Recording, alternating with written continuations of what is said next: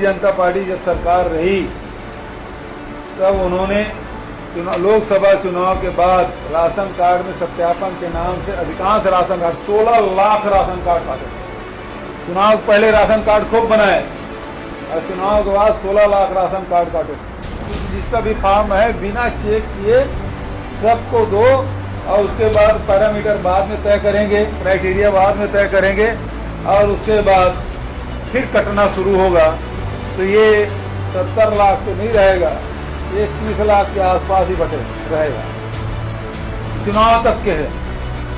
आज आधा से अधिक जनता ईवीएम पे विश्वास नहीं करता। हम वोट डाले गए कहाँ? जैसे सरकार आती, भाजपा सरकार रहती, नक्सलवाद बढ़ जाता है। आदिवासियों को फर्जी एनकाउंटर करके न केवल मारा जा रहा है बल्कि उनको जेल में ठूसा भी जा रहा है। बंद कर रहे हैं, फिर से भय व्याप्त होगा। 5 साल पूरे नक्सल प्रभावित क्षेत्र में नक्सलियों को हमने पीछे धकेल लिया था। 600 गांव खाली इनको करा लिए थे। सड़कें, पुल, पुलिया, आवागमन, स्कूल, हॉस्पिटल सबका निर्माण हमने किया, लोगों के जीवन स्तर ऊपर उठाया। लेकिन अब इस सरकार आने के बाद लगातार, चाहे वो कांकेर हो चाहे बस्तर हो, लगातार नक्सली हमले हो रहे हैं, लोगों की जानें जा रही है, फर्जी इनकाउंटर हो रहे हैं, फर्जी केस बनाए जा रहे हैं। अब पुलिस पे दबाव है कि कितने नक्सली गिरफ्तार किए। हमारी सरकार थी तो एक भी भरमार बंदूक की जब्ती नहीं हुई थी, अब फिर भरमार बंदूक की जब्ती शुरू हो गई। भाजपा सरकार में ही भरमार बंदूकों की जब्ती होती है, फिर से शुरू हो गया। तो इस प्रकार से उनके कार्यशैली है। अब राजनांदगांव की जनता का आशीर्वाद मिले, वही आवाज लोकसभा में गूंजेगी। राजनांदगांव लोकसभा के कैंडिडेट बनाए जाने के बाद पूर्व मुख्यमंत्री भूपेश बघेल ने ली प्रेस कॉन्फ्रेंस। भूपेश बघेल के राजनांदगांव पहुंचने पर कांग्रेसियों ने शहर के इमाम चौक में जोरदार नारेबाजी करते हुए पूर्व सीएम का स्वागत किया। साथ ही भूपेश बघेल के जीत के लिए कार्यकर्ता चुनावी रण में उतर गए हैं। भूपेश बघेल पूर्व मुख्यमंत्री डॉक्टर रमन सिंह के गढ़ में ताल ठोकने के लिए पूरी तरह तैयार हैं। हम आपको यह भी बता दें कि राजनांदगांव लोकसभा के 5 विधानसभा क्षेत्र कांग्रेस के खाते में है, जबकि राजनांदगांव विधानसभा सीट पर डॉक्टर रमन सिंह काबिज हैं। भूपेश बघेल के चुनावी प्रतिद्वंदी के तौर पर दूसरी बार भाजपा से जिन्हें टिकट दी गई है, वर्तमान सांसद संतोष पांडे हैं। ऐसे में लोकसभा चुनाव में कड़ा मुकाबला देखने को मिल सकता है। प्रेस कॉन्फ्रेंस के दौरान भूपेश बघेल अपने सवालों के जरिए कई बार बीजेपी को कटघरे में खड़ा करते नजर आए। बघेल ने कहा कि जब भी भाजपा की सरकार आती है तो नक्सलियों से भरमार बंदूक मिलती है। यह भाजपा के राज में ही होता है। नमस्कार, मैं अखिलेश। आज मेरे साथ में खबर को लेकर हर बार रहते हैं कविता साहू, परम निर्मल कर। हम आज शहर के ये पुराना इमाम चौक, अभी वर्तमान में इसे महावीर चौक कहते हैं, लोकसभा की जो टिकटें बटी राजनांदगांव लोकसभा को लेकर भूपेश बघेल यहाँ के प्रत्याशी घोषित किए गए। पहली बार जब भूपेश बघेल आ जाए तो उन्होंने पहले राजनांदगांव में प्रेस क्लब गए। प्रेस वार्ता में उन्होंने जो बात कही वो एक एक बात आप तक पहुंचा रहे हैं। उनका जो सीधा था कि भाजपा की जैसे सरकार आती है नक्सलवाद बढ़ जाता है, बीजेपी की जो बहुत सारी योजना है उसे तारीख पे तारीख दिया जाता है। ये सारी बातें आप देखते रहेंगे। लेकिन यहाँ राजनांदगांव के इमाम चौक में कांग्रेसियों ने जोश भरा इस्तकबाल किया है। अब उन्हें भी चाहिए कि इस्तकबाल जोश वो वोटों में कन्वर्ट करे तो भूपेश बघेल का आगाज और अंजाम तक पहुंचाने में कारगर साबित होगा। आइए बात करते हैं यहाँ के शहर अध्यक्ष जी बताएं। यशस्वी पूर्व मुख्यमंत्री माननीय भूपेश बघेल जी जो अभी राजनांदगांव लोकसभा के प्रत्याशी बने हैं, आज उनका प्रथम नगर आगमन हुआ है और हम लोगों ने शहर कांग्रेस कमेटी ने यहाँ पर स्वागत किया है। बहुत हर्ष की बात है कि संस्कारधानी नगरी में माननीय भूपेश बघेल जी यहाँ से लोकसभा के प्रत्याशी घोषित हुए हैं और हम सब कांग्रेस जन मिल के यहाँ की राजनांदगांव जिले की मांग, फिर प्रदेश की मांग केंद्र में उठाएंगे।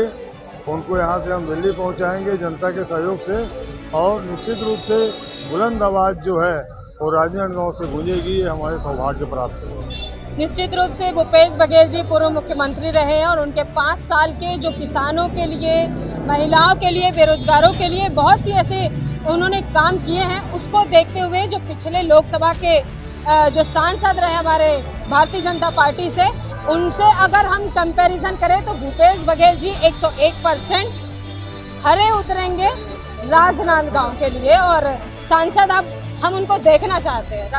हर बार एक चेहरा दिखता है लेकिन कभी बात नहीं करता। तो ये पार्षद जरूर है, वरिष्ठ पार्षद है, लंबे समय से यहाँ पे राजनीतिक क्षेत्र में महिलाओं और कवाड़ों भी जाती है, लेकिन खास बात यह है कि हमारे मीडिया साथी की माँ भी है। तो आइए, आप काफी दिनों से इनसे मैं कभी बात नहीं किया था, अच्छा खासा नाम है, इनके पुत्र का नाम नहीं लूंगा, आप खोज लीजिएगा।